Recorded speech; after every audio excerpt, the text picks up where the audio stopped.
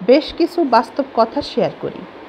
আমরা মানি আর নয়বা মানি, সম্পদ যদি আপনি অবৈধভাবে উপার্জন করেন আর বৈধভাবে উপার্জন করেন না কেন, আপনি কিন্তু আপনার সম্পদ ভোগ করে যেতে পারবেন না। এটা কিন্তু মানতেই হবে। আমরা যদি সাধারণভাবে চলি কিংবা যদি অসাধারণভাবেও চলি, অনেকের সম্পদ এতটাই বেশি আছে যে সেই সম্পদ কিন্তু ব্যক্তিগতভাবে তার নিজের বা তার পরিবারের জন্যে সবটাই প্রয়োজন পড়ে না নিজেদের চাহিদা মিটিয়ে এই পৃথিবীতে বেঁচে থাকার জন্যে। এখন অনেক ক্ষেত্রে দেখা যায় অনেক গচ্ছিত সম্পদ নষ্ট হয়ে যায় যদি শরীর নষ্ট হয়ে যায়। শরীরে এমন অসুখ বাসা বাঁধে, দিন শেষে সমস্ত সম্পত্তি বেচা বিক্রি করেও দেখা যায় সেই রোগ আর ভালো হয় না, অর্থ সম্পদ সবই শেষ হয়ে যায়, কিন্তু মানুষটা অসুখ নিয়ে পৃথিবীতে বেঁচে থাকে অসহায় অবস্থায়। এমন অসহায় অবস্থায় সম্পদকে কিন্তু সুখের সাথে ভোগ করা হলো না। পৃথিবীতে আপনি যত সম্পদের মালিক হন না কেন, সেটা আপনি ভোগ করে এই পৃথিবী থেকে যেতে পারবেন না, এটা কিন্তু নিশ্চিত। কিন্তু সম্পদ উপার্জন করতে গিয়ে আপনি যে অপকর্ম করেছেন, যদি অপকর্ম করে থাকেন, যে অপকর্ম আপনি করেছেন তার জন্য কিন্তু আপনাকে ফল ভোগ করতেই হবে, এটা কিন্তু নিশ্চিত। আখিরাতে সম্পদের মূল্য না থাকলেও পৃথিবীতে কিন্তু সম্পদের মূল্য আছে। যখন আপনার সম্পদ থাকবে, যখন আপনার পকেটে টাকা থাকবে, বিশেষ করে পুরুষের পকেটে টাকা না থাকলে সেই পুরুষের মূল্য কিন্তু এই পৃথিবীতে নেই। এই পৃথিবীর মানুষ এতটাই স্বার্থপর, এতটাই অর্থলোভী যে যদি আপনার পকেটে টাকা না থাকে, একটা প্রাণীর যে মূল্যটা আছে তেমন মূল্য আপনার কিন্তু কারো কাছে নেই। যদি পুরুষের পকেটে টাকা না থাকে, রাস্তার একটা প্রাণীর সাথে মানুষ যতটা খারাপ ব্যবহার করে তার থেকেও খারাপ ব্যবহার বা খারাপ আচরণ করে পকেটে টাকা না থাকা পুরুষটির সাথে। মানুষ এতটাই স্বার্থপর, সুবিধাবাদী এবং লোভী যে যতক্ষণ স্বার্থ থাকবে ততক্ষণ আপনাকে নানাভাবে ফোন দিয়ে খোঁজ খবর নিতে থাকবে। যতক্ষণ স্বার্থ ছিল ততক্ষণ আপনার খবর নেওয়ার প্রয়োজন মনে করবে।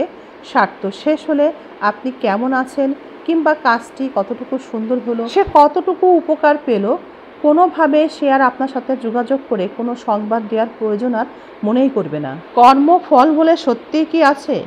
এই পৃথিবীতে অন্যের হক মেরে অর্থ উপার্জন করে তাদের ছেলেমেয়েরা অনেক ভালো পজিশনে আছে বলে আমরা দেখতে পাই।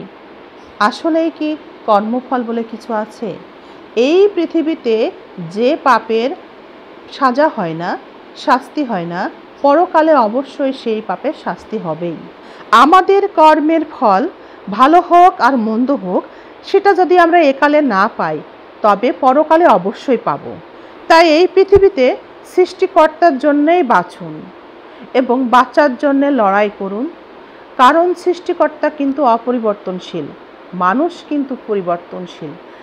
মানুষের জন্যে বাঁচতে চেষ্টা করলে, যুদ্ধ করতে চাইলে আপনি জীবনে অনেক কিছু হারাতে পারেন, কষ্ট পেতে পারেন, অসহায় হয়ে যেতে পারেন, কারণ মানুষ রং বদলায়, মানুষ ক্ষণে ক্ষণে পরিবর্তন হয়, যা অনেকটা মানুষকে দুঃখ দেয়।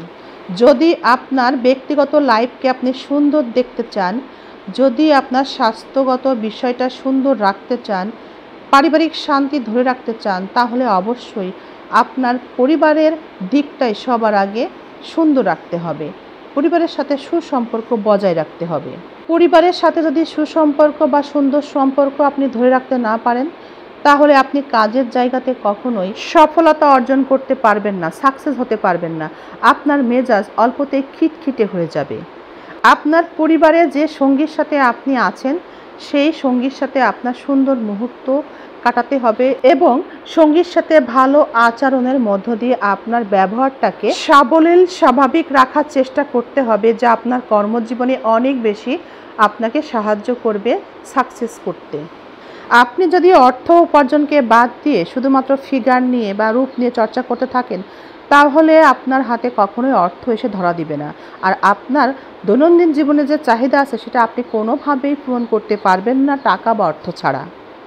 একজন ব্যায়ামাগারে কাজ করেন, একজন সেলুনে কাজ করেন, একজন পার্লারে কাজ করেন, সবাই কিন্তু অর্থ উপার্জনের উদ্দেশ্যেই কাজ করে এবং সেখানে সেই গেট আপ নিয়েই থাকে। উদ্দেশ্য অর্থ উপার্জন। এখন আপনি যেটা করলেন, ব্যায়ামাগারে গিয়ে নিজের শরীরের ফিটনেস ঠিক রাখলেন, সেলুনে অথবা পার্লারে গিয়ে আপনার চুলের হেয়ার স্টাইলটা ঠিক করলেন, ঠিক রাখলেন। রূপচর্চার মধ্য দিয়ে আপনি আপনার রূপটাকেও ধরে রাখতে সক্ষম হলেন। কিন্তু এগুলো দিয়ে আপনার কোনো অর্থ উপার্জন হবে না।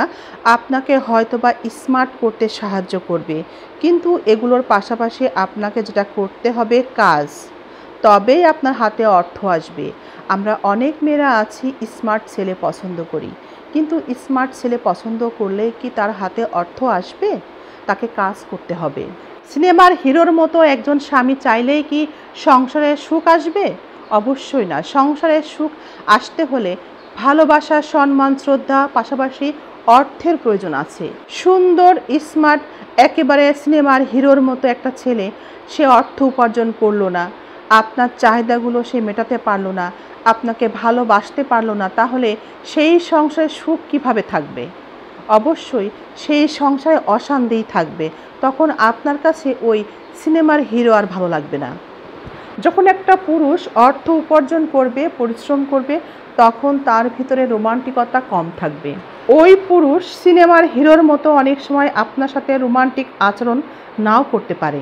সিনেমার হিরো অভিনয় করে রোমান্টিক আচরণ সবাইকে দেখে কিন্তু টাকা উপার্জন করে, আর আপনার স্বামী পরিশ্রম করে তারপর আপনার জন্য অর্থর যোগান দিবে। তাই তার ভিতরে রোমান্টিকতা নাও থাকতে পারে, থাকবে না, এটাই স্বাভাবিক। তাই সোশ্যাল মিডিয়ায় নানা রকম আমরা যে আবেগ অনুভূতির জায়গাগুলো দেখতে পাই, তার সাথে বাস্তব জীবনের সাথে কখনোই গুলিয়ে ফেলবেন না। সোশ্যাল মিডিয়াতে আমরা যেটা দেখি সেটা অনেকটাই কাল্পনিক, কিছুটা সত্য, কিছুটা কেটে ছেটে আমাদেরকে দেখানো হয়। কিছু বিষয় তো আমাদের অগোচরেই থেকে যায়, তাই আমরা যেটা দেখি সেটা না পেয়ে আমরা যেন অনুতপ্ত না হই। সোশ্যাল মিডিয়াতে আমরা অনেক সুন্দর সুন্দর জায়গা দেখি, দেশ বিদেশে ভ্রমণ করাও দেখি। এগুলো নিয়েও যেন আমরা মনে কোনো আফসোস না রাখি। আপনি আফসোস রাখবেন না, আহারে আমি কেন যেতে পারছি না, কেন আমার স্বামী আমাকে ভালোবাসে না, আমাকে যত্ন করে না ওভাবে এভাবে। সোশ্যাল মিডিয়াতে যে আবেগের প্রকাশ আমরা দেখি তার মধ্যে নিজেকে আটকে রাখবেন না। এর বাহিরেও কিন্তু জীবন সুন্দর হয়। জীবনটাকে যত সহজ করবেন, জীবন ততই সুন্দর হবে।